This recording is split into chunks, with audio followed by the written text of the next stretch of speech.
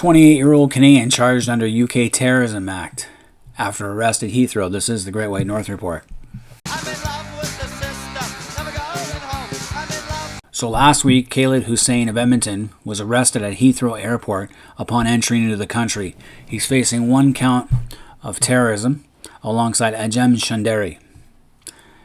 This guy is definitely a Muslim, just looking at his name. And it's, what can you say? Oh, you would hope he's not, one part of you hope he's not guilty and this is just a mistake, but on the other hand, they don't charge him for nothing. British police arrested him last week at the Heathrow Airport on suspicion of terrorism offences, has now been formally charged. So they were worried about him when he came in, and they finally charged him. Authorized charges in relation to Ajem Shandari and Khaled Hussein under the Terrorism Act. Charges relate to the proscribed organization Al-Muhajiroun, also known as the Islamic Thinkers Society. Now let me be clear on one thing. I equate Islam as an ideology, not a religion. Not saying that all Muslims are bad. There are many good Muslims out there.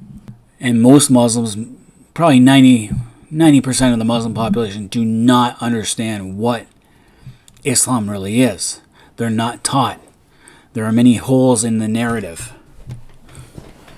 from the standard Islamic narrative. They are taught just the basic dumbed down version, kind of like what Christians were taught back before the Reformation.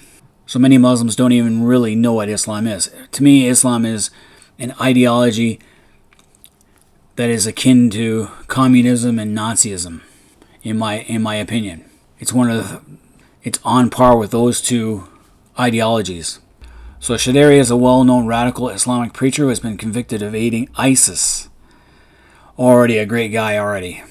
Hussein has been charged with membership in a proscribed organization, which means he's banned. He's become a member, he's gone to meet his teacher, and who knows what's going to happen. He's going to get radicalized.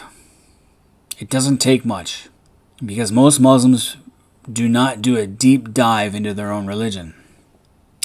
They don't understand that there's not just one Quran, there are 30 official Qurans.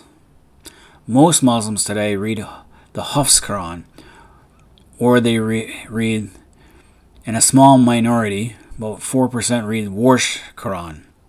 There are 5,000 differences between the two Qurans. I know right now there's an uproar in about Sweden, how an Iraqi man desecrated a Quran. Which Quran did he desecrate? Was it Ibn Kathir's? Was it Nafi's? Was it Hafs? Was it Warsh? They don't know. And when it comes to burning Qurans, they forget that according to their own standard Islamic narrative, Uthman, who I believe was one of the 4 rightly guided caliphs, according to their own traditions, he had his secretary compile all the pieces of the Quran that they could find, whether it be on stones, leaves, parchment, sheepskins, in men's memory, bring them all together, compile a book that he sent to all the provinces in the empire, in the caliphate at the time, which could be anywhere from 5 to 11, depending how you look at it. And then they kept only 2% and burned 98%. So burning Quranic material is nothing new. Also, the Quran they use today, that most Muslims, 95% of Muslims use today, was standardized only 99 years ago in 1924 in Cairo. They had a problem with a high school level with students coming up with all sorts of different answers for simple religious questions, because they were using different Qurans which had different textual variances and different meanings. So what they do, they picked one Quran not because it was the most accurate, but because it was the most popular at the time, and then they threw all the other Qurans in the Nile. So the whole idea that it's bad to destroy a Quran is nothing new. They've done it before many times. And perfect preservation of the Quran is another thing. But anyway, let's get on with this one. So, Hussein has been charged with the membership in a proscribed organization. Shandari has been charged with one count of membership in a proscribed organization, one count of addressing meetings to encourage support for a proscribed organization, ISIS, and one count of directing a terrorist organization. Hussein has been a member of Al-Muhajiroun for 2 years and been in close contact with Shandari and in effect working for him, and are being remanded in custody until they are to appear in court next on August 4th. So Metropolitan Police counterterrorism detectives investigated membership in the Islamic Thinkers Society. They don't think too much, obviously. Arrested Hussein on July 17th after he arrived in Heathrow. And Chaudhry was arrested that same day. So he could face a maximum of 14 years in prison and or a fine. A person found guilty of an offense under Section 56 of the Act faces life imprisonment from the 2000 Terrorism Act of the UK. The problem is there's a lot of Muslims in UK prisons and they become radicalized there. It's better to separate them or put them in the middle of absolute nowhere. I believe Scotland has a lot of islands up in the So Chaudhry is one of Britain's best-known radical Islamic preachers. One of her favorite tried to debate Dr. J. Smith or Hatun Tash at Speaker's Corner in London. He's led groups under various names, including the Al-Muhajiroun, Islam for UK, and Muslims Against Crusades. He spent 5.5 years in prison for encouraging support for ISIS, and several people who attended these rallies and events have been convicted of violent attacks. They include a pair of Al-Qaeda-inspired killers who ran over British soldier Lee Rigby and stabbed him to death in 2013. If one of their group was responsible for stabbing Hatun Tash at Speaker's Corner.